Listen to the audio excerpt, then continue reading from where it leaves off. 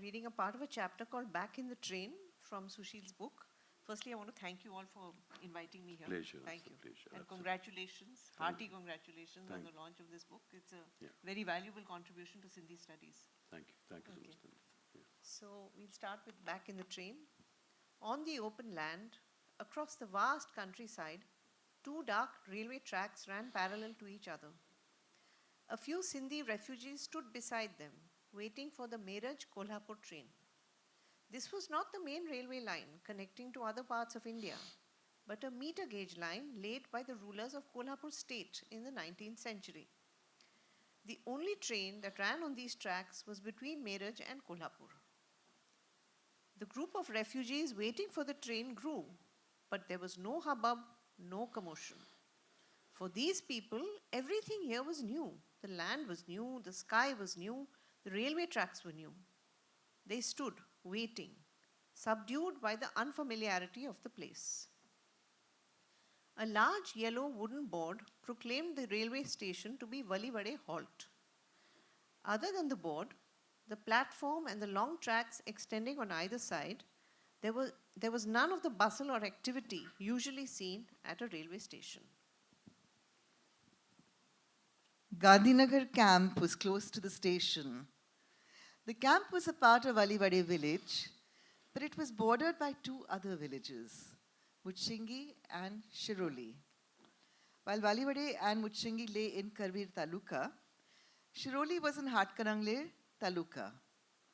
The unfamiliar syllables bounced between Bajo's ears, and he was very conscious that these names would soon become the reality of his world. Puffing out a dark cloud of dense smoke and blowing a loud whistle, the train thundered into Valivade Halt. Its engine ran on coal. As it thundered down the tracks, its roar ruptured the silence of the quiet countryside.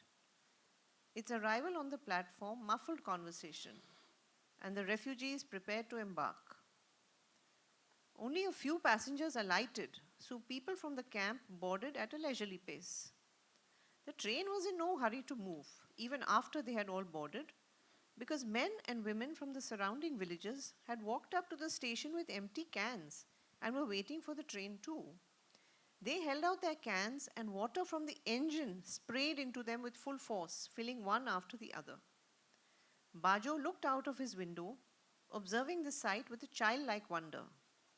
He later learnt that these villagers had no water supply, and it was easier for them to collect water from the engine than walk all the way to the reservoir that lay to the east, some miles beyond the camp.